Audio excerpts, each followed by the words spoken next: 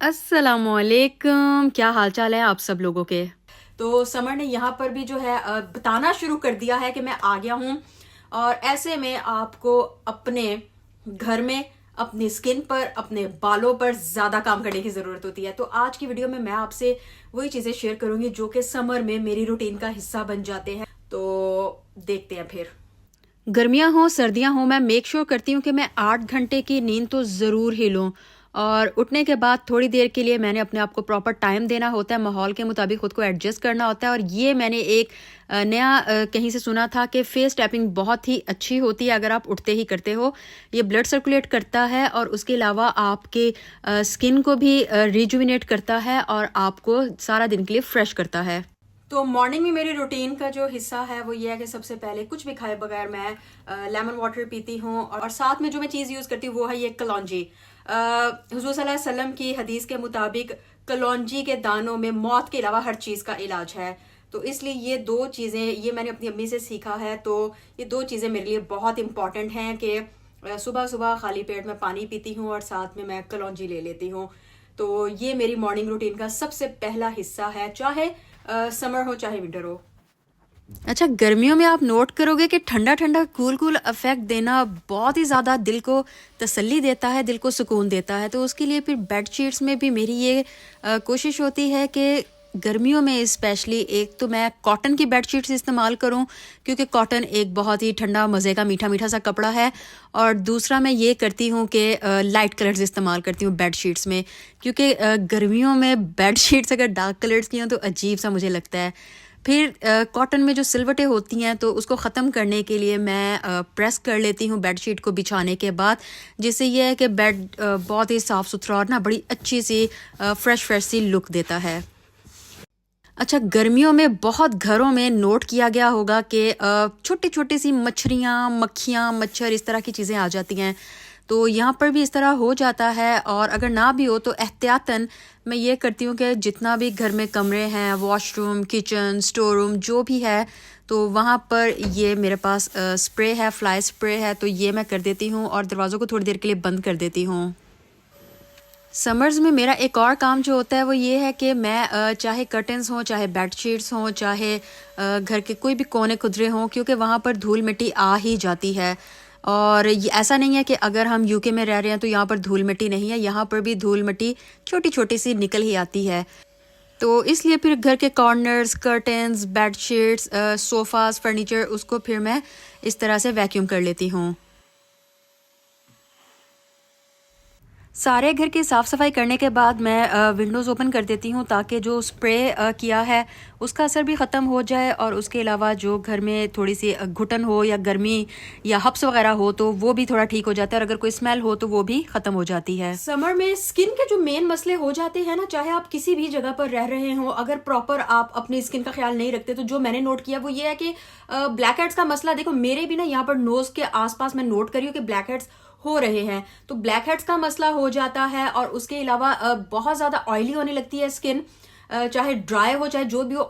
और skin tanning, ये तीन मसले हैं जो कि बहुत ज़्यादा हो जाते हैं। और अनइवन स्किन टोन का भी अक्सर लोगों को मसला हो जाता है। तो उसके लिए सबसे पहला काम जो मैं करती हूँ वो है आइस क्यूब मसाज करना, क्योंकि आइस क्यूब मसाज के बहुत ज़्यादा फ़ायदे हैं। अगर आपकी स्किन सेंसिटिव है तो आप डायरेक्ट आइस क्यूब को यूज़ करने के बजाय इस तरह मेरी तरह से किचन टॉवल में लपेट के भी यूज़ कर सकते हो, किसी भी कपड़े में लपेट के यूज़ कर सकते हो। आइस मसाज ना सिर्फ गर्मियों में एक नेमत की तरह लगता है, बल्कि ये आपकी जो अंडर आई एरिया की पफीनेस होती है या फिर आपकी स्किन की पफीनेस होती है, सो के उठने के बाद अजीब जो सुस्त सी शक्ल होती है, या फिर आपके जो ओपन पोर्स का मसला है, या अगर आपको इंस्टेंट ग्लो चाहिए तो आइस क्यूब मसाज आपका बेस्ट फ्रेंड है। मैं ज़्यादातर घरेलू चीज़ें इस्तेमाल करना ही प्रेफर करती हूँ, क्योंकि उनका मुझे पता है कि मुझे फ़ायदा होगा, ज़रूर होगा।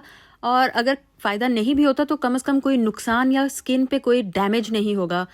तो मेरी ये कोशिश होती है कि गर्मियों में वीक में एक दफ़ा ही सही मैं लिप स्क्रब ज़रूर करूं। और लिप स्क्रब करने के लिए मैं दो चीज़ें बस लेती हूँ। एक चम्मच बारीक पिसी हुई चीनी में एक चम्मच मैं डालती हूँ बादाम का तेल, आलमंड ऑयल या फिर कोकोनट ऑयल, और उससे मैं अपने लिप्स को अच्छी तरह से स्क्रब कर लेती हूँ तकरीबन 2 से 3 मिनट के लिए।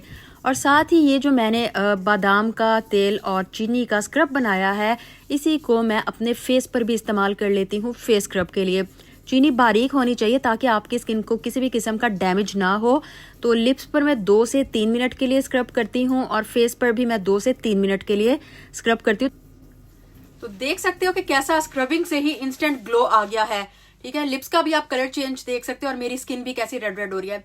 तो अब हम लगा लेते हैं मास्क, जिसको बनाने के लिए हमने 1 टेबलस्पून लिया जी मुल्तानी मिट्टी, फिर 1 टेबलस्पून आपने ले लेना है बेसन, और उसके बाद या तो आप इसमें रोज़ वाटर या मिल्क या सादा पानी डालकर थोड़ा थोड़ा डाल के आप इसको मिक्स करते जाएंगे ताकि आपके पास एक अच्छा सा पेस्ट आ जाए। पेस्ट बहुत थिक भी नहीं होना चाहिए और इस मास्क को आप फेस के अलावा अपने हाथों पैरों पर भी लगा सकते हो। जब भी यूज़ करना हो फ्रेश बनाओ, हफ्ते में 2 दफ़ा इसको ज़रूर लगाएं। और मैंने जो इसके फ़ायदे नोट किए हैं, एक तो ये है कि ये आपके कम्प्लेक्शन को अच्छा करता है, अनइवन स्किन टोन के मसले को दूर करता है, स्किन को बहुत ज़्यादा हाइड्रेटेड रखता है, और जो आपकी स्किन पर दाग धब्बे आ जाते हैं उसको कंट्रोल करता है। और उसके अलावा जो मुझे इसका बड़ा बेनिफिट लगा है वो ये है कि एक्सेस ऑयल को ख़त्म करने के साथ साथ आपके ओपन पोर्स को श्रिंक करता है और ब्लैकहेड्स को कंट्रोल करता है। फेस की केयर तो हो गई, अब हेयर केयर भी ज़रूरी है, जिसके लिए प्रोटीन मास्क एक बनाएंगे, जिसके लिए मैंने लिए हैं 2 टेबलस्पून दही और उसमें डाल देंगे जी आधा लीमू। लीमू आपके सर पे जो सिकरी या फिर आपके सर पे आपने देखा होगा गर्मियों में अक्सर जो पसीने की वजह से स्मेल आने लगती है तो उसको कंट्रोल करता है। और उसके बाद फिर ये मैंने फ्रेश एलोवेरा लीफ ले लिया है। आप चाहें तो आप स्टोर बॉट जेल भी यूज़ कर सकते हैं अगर आपके पास फ्रेश एलोवेरा नहीं है। तो इन चीज़ों को आपने अच्छी तरह से मिक्स करना है और मिक्स करने के बाद आप देखोगे एक बहुत ज़बरदस्त सा आपके पास पेस्ट आ जाएगा, जिसको आपने अपने बालों पर लगा लेना है। ये आपके बालों के कई मसले मसाइल दूर करेगा, क्योंकि ये बहुत ज़बरदस्त किस्म का प्रोटीन मास्क है जो कि बालों को सॉफ्ट स्मूथ करता है, सिल्की करता है, आपके बालों में जो स्मेल आती है गर्मियों में उसको ख़त्म करता है। और एलोवेरा की वजह से आपके बाल काफ़ी ज़्यादा स्ट्रॉन्ग और हेल्दी हो जाते हैं। ये देखें, अगर मैं आपको दिखाऊं कि कैसे ये एक ज़बरदस्त सा फाइन पेस्ट बन गया है। तो हेयर मास्क लगा के मैंने ये बैग डाल लिया है ताकि जो मैंने मास्क लगाया है वो मुझे तंग ना करे। और मैंने ये जो फेस मास्क लगाया वो भी आपसे शेयर कर दिया है।